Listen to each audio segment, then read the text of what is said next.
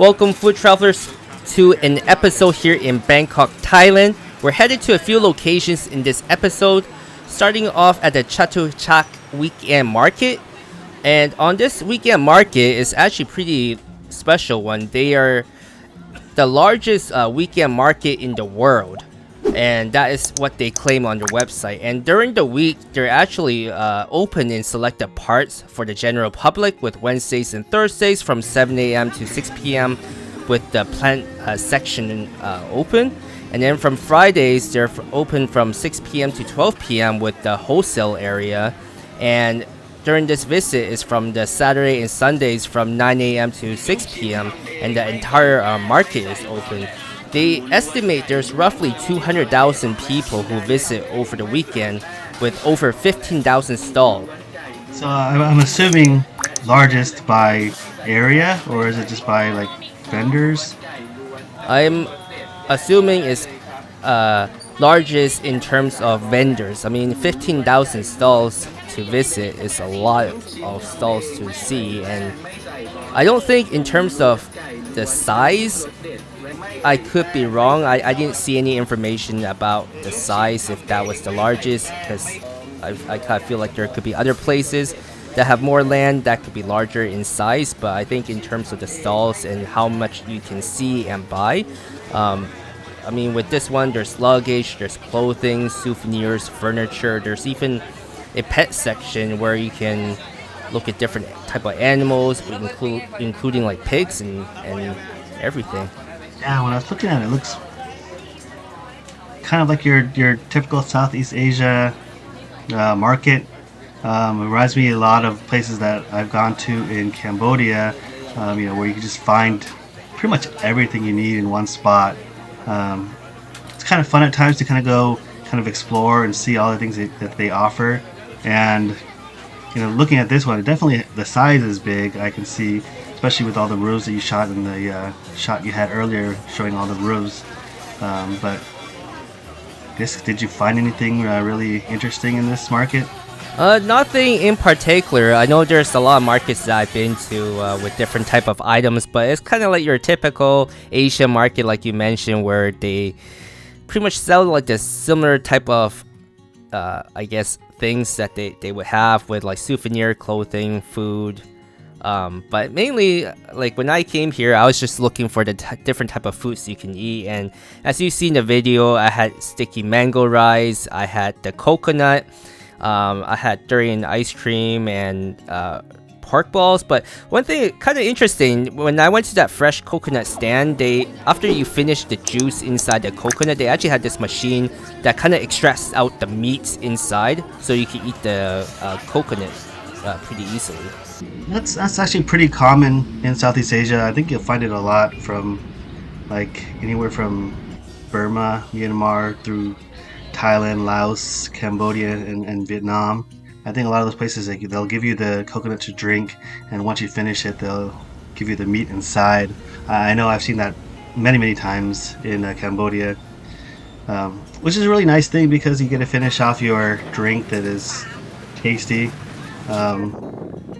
I don't know if you've ever found a coconut that doesn't taste quite great. I've had that sometimes, but majority of the time I've had a great tasting coconut. But having the meat's a nice finishing touch to having a coconut juice. Yeah, I think maybe only in the US sometimes you get the coconut where it's still frozen and it's not quite thawed out, or it's not sweet. I think in Asia, like, all the coconuts are pretty fresh in general, and they're pretty nice. But afterwards, we went to this Chao tourist boat river cruise, and it was pretty cool. It was only 150 baht for an all-day pass, which is about $4.30 US dollars roughly. And it does the boat goes by every about 30 minutes or so, and there's a bunch of different type of piers you can hop on and hop off from. And we pretty much stayed through the evening until we saw the Grand Palace and the night lights. Then we end up getting off at the Icon Siam Mall, and this Icon Siam Mall is actually a very popular one. You might have seen it or heard about it, but it's It's got a total of 10 floors and about 7,000 shops and about 100 restaurants, including a floating market area. Yeah, looking through the video, Mike, it looks like they also have that vortex waterfall similar to what they have in Singapore, the airport over in Singapore. But it looks pretty cool. It looks like they kind of combine it with lights, which kind of adds a little extra pizzazz to it. Yeah, that area is definitely pretty cool. So with this mall, they actually have something called, like, I think the 7 Wonders of the World, where they kind of create different themes or zones for the restaurant area. So there's like a zone, because it's right on the riverfront, or river waterfront, they actually have like a zone for restaurants with waterfront views. Then they have like a zone for, I guess, that water fall area. Then in this video part that you're watching, that I'm going down to the ground floor here, that is the floating market zone, where they have it pretty interesting with different signs with like northern section of Thailand regions that you can try different foods. And they also have this section where it felt like it's like a night street, like a street food market, but it's all indoor, which I thought was pretty cool. Well, one of the things about Southeast Asia is what's great with the malls is that it kind of, because of all the heat and the weather from the outside, it's so hot, it actually drives you to go inside. And so being inside the mall, especially if it's really nicely air conditioned mall, it's just you kind of feel really comfortable because the temperature is really nice, and so you kind of go walk around and take a look at everything. That's something I've always enjoyed about Southeast Asia, is because of the weather outside. When it's too hot, it just really does push you inside. But something that I always look for is to see how well the air conditioning is actually on. And did you feel like the temperatures were different here, or was it just kind of hot with a lot of bodies and no different than being outside?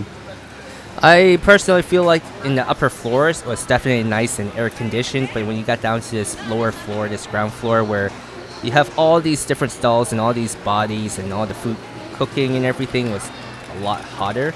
It was still nice.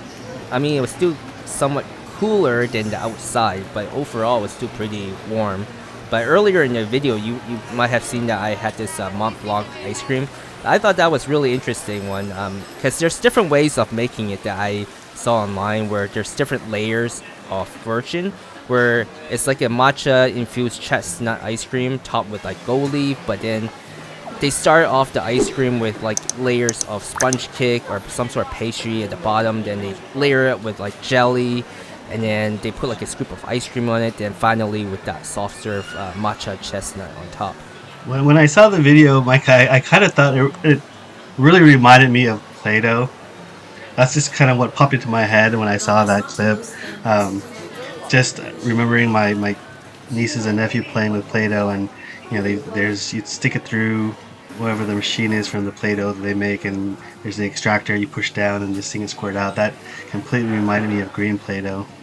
Yeah, it definitely is kind of similar to that in the look of it, but overall I think this was a great trip. If you're looking for something to do, definitely check out the river cruise or go to the Icon Mall or the weekend market. And to wrap up the episode are the notables. Unfortunately for this one, there are none. If you've enjoyed the content you've seen, don't forget to support the channel and hit like and subscribe. And if you want to see additional pictures of food and our travels, go over to our Instagram page and follow us there. And thanks for watching.